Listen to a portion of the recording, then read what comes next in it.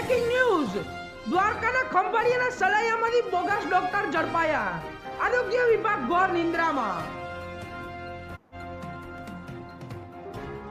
Salaya police દ્વારા allopathic દવા સહિતનો મુદ્દામાલ જપ્ત કરી અને ડિગ્રી વગરના દવાખાનું ચલાવતા બોગસ તબીબની ધરપકડ કરવામાં આવી।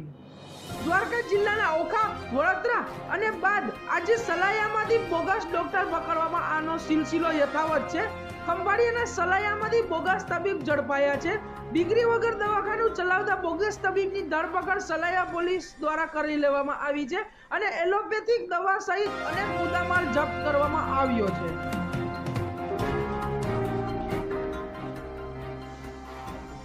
દ્વારકાના ખંભાળિયા તાલુકાના સલાયા ગામમાંથી બોગસ ડોક્ટર ઝડપાયા છે। આરોગ્ય વિભાગ ઘોર નિંદ્રામાં જોવા મળ્યું હતું। સલાયા પોલીસ દ્વારા એલોપેથિક દવા સહિતનો મુદ્દામાલ પણ જપ્ત કરી લેવામાં આવ્યો હતો અને બોગસ તબીબની ધરપકડ પણ કરી લેવામાં આવી હતી। સલાયાથી આનંદભાઈ લાલનો રિપોર્ટ।